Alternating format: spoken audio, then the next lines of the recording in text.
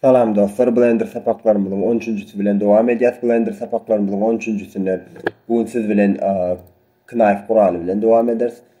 Knife kuraly bize näme üçin gerek? Indi bärden light bilen kamerany pozýan we obyektimde goýulaşýan we Z diýip biraz ýokary süýçürýän we edit moda geçýän.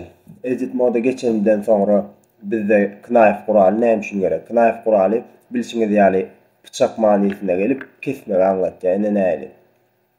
Bärde ine çep tarapda extrude, insert faces, bevel, look cut'tan soň ine Knife kuraly. Üstüne bir gedek basýas we şuňalak üstüne bir gedek basanmyzdan soň ekranymyzda ine şuňalak bıçagy suratda dörýär.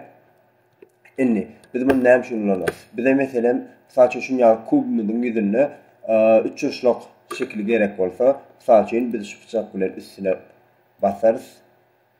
Şeýle ýagdaýda ine 3 ýaşlagymyzy dörederiz. Indi şu 3 ýaşlagy döredenimizden soň inserýän bolsaňyz ine entägem şu bıçak surat çekilýän ýagdaýdan çykanok.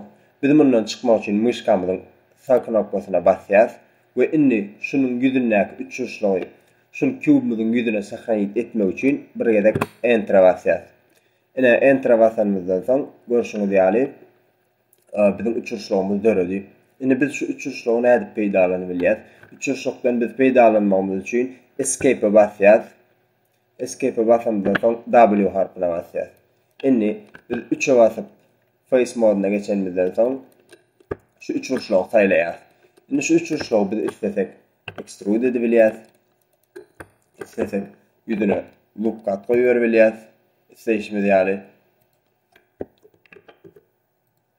Ene.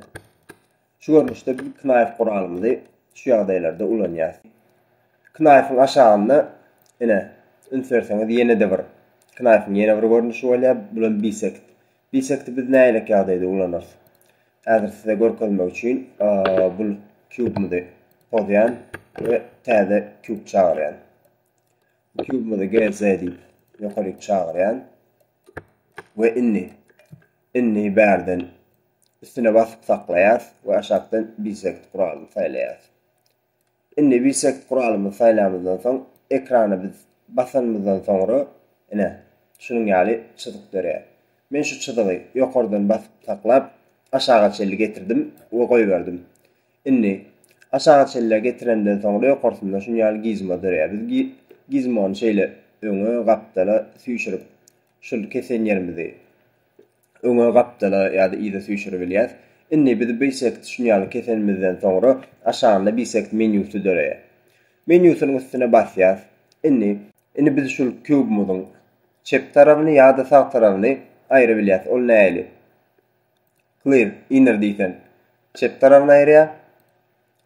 Clear outer diýsen sağ tarabyny aýrýar. Bisect kuralymyz bizim şuňaly işleri edenimizde bize peýda getirýär. Indi bisect aýrýan. Bisect menüsinde başga-da biz ýokardaky çyzyjagymyzyň şeýle ýagdaýda ýerini ýetgedip bileris. Ýa-da aşagda plane normalan bolsa onu uğrunu ýetgedip bileris. Ene. Uğrunu sen tarapynda ýetgedip bilýäs. Ine dostlar, Knife kuralymyz şulardan ibaret.